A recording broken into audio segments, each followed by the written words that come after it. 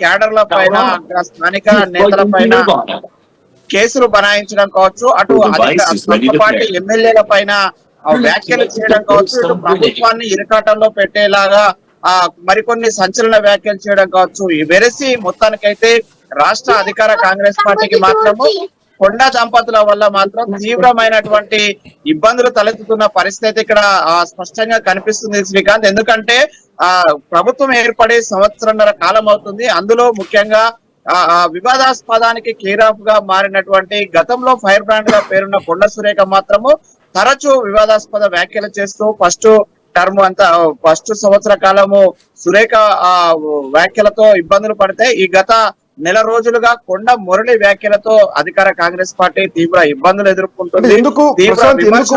ఇంతకాలం సైలెంట్ గా ఉన్నటువంటి కొండ మురళి అనూహ్యంగా ఎందుకు తెరపైకి వచ్చారు? ఎందుకు ఈ నాయకులందరినీ కూడా ఏకధాటిగా వీళ్ళందరినీ టార్గెట్ చేస్తూ మాట్లాడుతున్నారు? మోరోవర్ ఈ రోజు మీనాక్షి నటరాజన్ ని కలిసిన తర్వాత కూడా ఎవరికీ భయపడేది లేదు, కొండ మురళి అంటే ఏంటో ప్రపంచానికి తెలుసు, ప్రజలకు తెలుసు అని చెప్పేసి మాట్లాడుతున్నటువంటి కామెంట్స్ ని ఎట్లా చూడాలి? ఎందుకు ఆల్ ఆఫ్ సడన్ గా కొండ మురళి ఎంట్రీ ఇస్తున్నారు?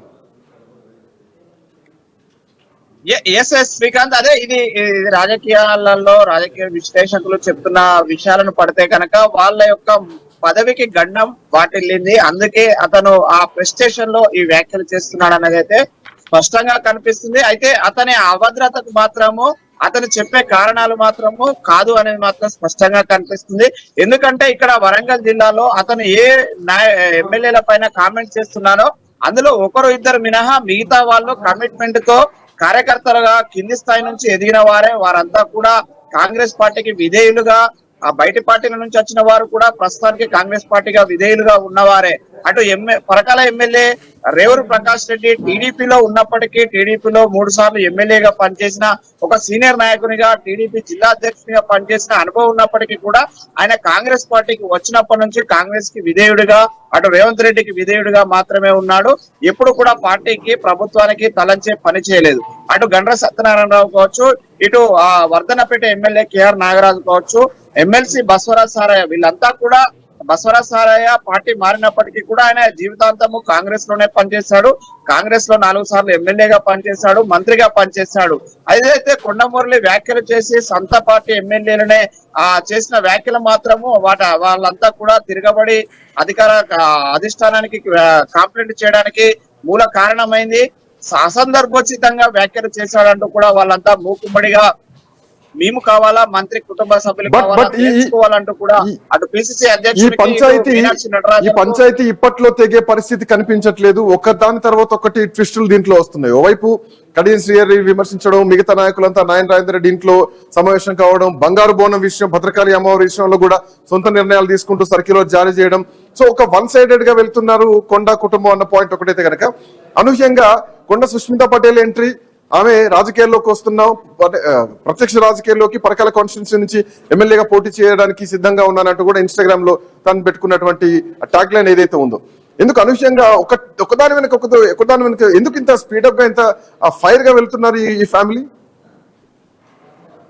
శ్రీకాంత్, అదే ఇప్పుడు కాంగ్రెస్ అధిష్టానికి అదే తలనొప్పిగా మారింది. ఇన్ని రోజులు అటు సినిమా ఇండస్ట్రీ పైన కొండ సురేఖ చేసిన వ్యాఖ్యల కారణంగా ఒక తలనొప్పి వస్తే, సొంత పార్టీ ఎమ్మెల్యేల పైన కొండమురళి చేసిన వ్యాఖ్యలతో మరో తలనొప్పి అనుకున్న సమయంలో సడన్ గా వాళ్ళ కూతురు కూడా aspirant of the Parakala constituency అంటూ సోషల్ మీడియా హ్యాండిల్స్ లో పెట్టుకోవడం కూడా మరో వివాదానికి తెరతీసింది. ఎందుకంటే పరకాలలో స్వయంగా అధికార Congress party senior MLA Revuru Prakash Reddy అక్కడ సిట్టింగ్ లో ఉన్నాడు.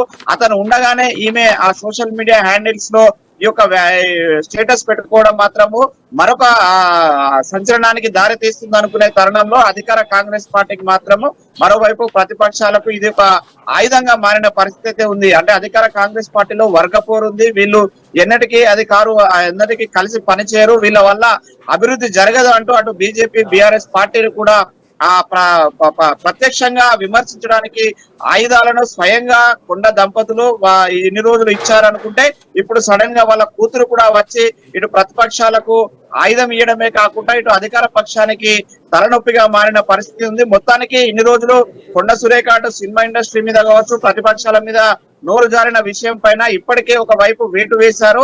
ఉమ్మడి మెదక్ జిల్లాకు ఇన్ఛార్జిగా మంత్రిగా ఉన్న కొండ సురేఖను అక్కడ మెదక్ జిల్లా నుంచి ఇన్ఛార్జిగా తొలగించారు. అయినప్పటికీ కూడా వాళ్ళ తీరు మారడం లేదు. తన భర్త అయినప్పటికీ కూడా గత 15 రోజులుగా ఇదే ప్రెస్టేషన్ లో ఇన్ఛార్జి మంత్రిగా తొలగించారు.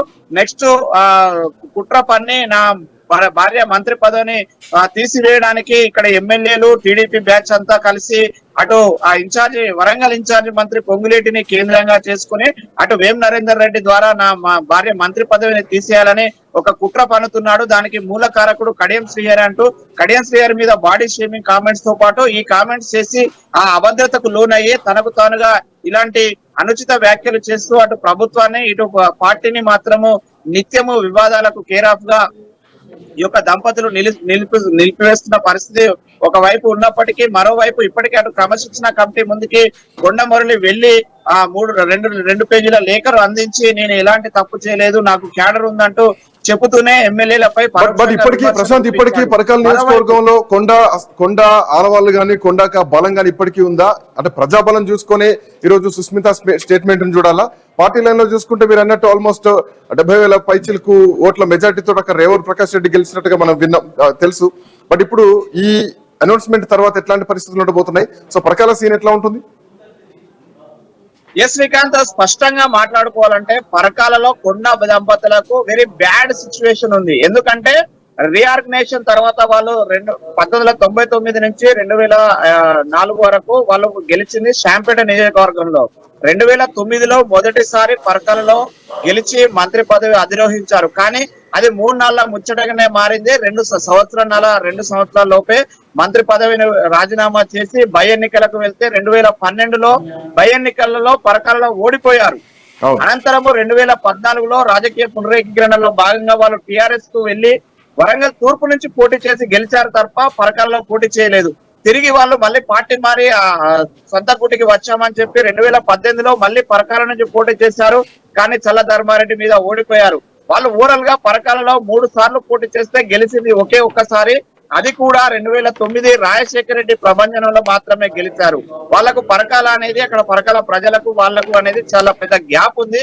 వాళ్ళ సొంత మండలం గీసుగొండ మినహా వాళ్ళకు ఎలాంటి అక్కడ పట్టు లేదు. పట్టు ఉన్నట్లయితే అక్కడ బై ఎన్నికలలో కావచ్చు, 2018 సార్వత్రిక ఎన్నికలలో కావచ్చు వాళ్ళు గెలిచేవారు. ఎందుకంటే 2018లో పక్కనున్న భూపాలపల్లి కాంగ్రెస్ గెలిచింది, ఇటు పక్కనున్న ములుగు సీతక్క గెలిచింది. కానీ వీళ్ళు మాత్రం ఓడిపోయారు. ప్రజాబలం ఉన్న కొండ దంపతులు అయితే పరకాల నియోజకవర్గం కాంగ్రెస్ కు పుట్టినిల్లు లాంటిదని చెప్పే కొండ దంపతులు 18లో గెలవాల్సిన వారు ఓటమి చెందారు. అది 40,000 ఓట్ల పైచిలుకతో ఓటమి పాలయ్యారు. అంటే వాళ్ళ ట్రాక్ అక్కడ పరకాల్లో అత్యంత దారుణంగా ఉంది. 3 సార్లు పోటీ చేస్తే వాళ్ళు గెలిచింది ఒకేసారి. అది కూడా రాజశేఖర రెడ్డి ప్రభంజనంలో మాత్రమే గెలిచారు. బై ఎన్నికలలో ఓడిపోయారు. అదే విధంగా 2018లో ఓటమి పాలయ్యారు. కానీ పరకాల మా నియోజకవర్గం అంటూ మా అభిమానులు ఉన్నారంటూ పదే చెప్తున్నప్పటికీ కూడా అక్కడ వాళ్ళ ట్రాక్ మాత్రము చాలా బ్యాడ్ గా ఉంది శ్రీకాంత్. ఇప్పుడు వాళ్ళు పరకాలను ఎంచుకోవడంలో అంతర్యాయం ఏంటో అనేది మాత్రం ఇప్పటికీ రాజకీయ విశ్లేషకులకు కానీ ఇక్కడ వరంగల్ ప్రజలకు మాత్రం అంతుపట్టని పరిస్థితి. అయితే పరకాలలో వాళ్ళ సొంత మండలం ఉంది, వాళ్ళ ఆస్తులు కానీ వాళ్ళ బిజినెస్ లను కాపాడుకోవడంలో వాళ్ళ అంతర్యాయం ఉందా లేదా, గీసుకొండ అనే ఒక మండలం కోసం వాళ్ళు పరకాలకు వెళ్తున్నారా అనేది మాత్రం ప్రశ్నార్థకంగా ఉంది.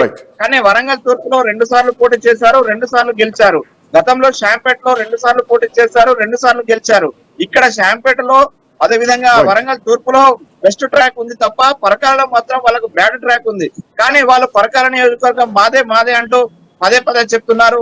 అయితే ఓడిన చోటే గెలవాలనే ఒక తాపత్రయం ఉందా లేక ఇంకేదన్నా ఉందా అనే మాత్రము ఆలోచిస్తే మాత్రము రాజకీయ ఈక్వేషన్స్ క్యాలిక్యులేషన్స్ మాత్రము పరకాల నియోజకవర్గం అనేది కొండ దంపతులకు ఎలాంటి సూటబుల్ కాదనేది మాత్రము ఇక్కడ మనకు స్పష్టంగా, ఎందుకంటే ఓవరాల్ గా ఓటర్ నాడి చూసినప్పటికీ కూడా వాళ్ళకు వచ్చిన ఓటింగ్ పర్సంటేజ్ పరంగా చూసినా ఏ విధంగా చూసినా పరకాల నియోజకవర్గంలో కొండ దంపతులకు ఓటు షేర్ మాత్రం వాళ్ళకు అనుకున్న స్థాయిలో మాత్రము లేదనేది ఇక్కడ మనకు స్పష్టంగా కనిపిస్తుంది శ్రీకాంత్. కానీ వాళ్ళు మాత్రం చేసేటువంటి వ్యాఖ్యలు కావచ్చు, ఈ వివాదాస్పదాల వల్ల మాత్రము అధికార కాంగ్రెస్ కు అటు ప్రభుత్వానికి మాత్రము నిత్యము చెడ్డ పేరు రావడమే కాకుండా ప్రతిపక్షాలకు ఆయుధంగా మారుతున్న పరిస్థితి అయితే ఉంది.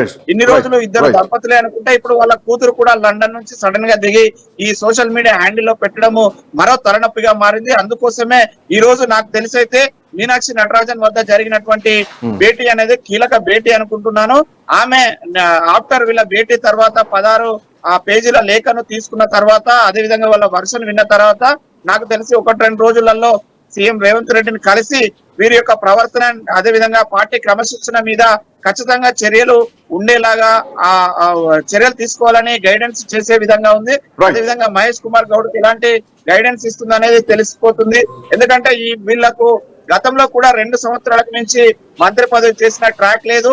అదే 2 సంవత్సరాలలో మరోసారి పదవి గండం వచ్చేలాగానైతే ఇక్కడ ఉంది అనేది మాత్రం వరంగల్ లో తీవ్ర చర్చనీయాంశంగా మారిన చర్చ సాగుతుంది. Srikanth. Right Prashanth, thanks for joining. So Warangal జిల్లా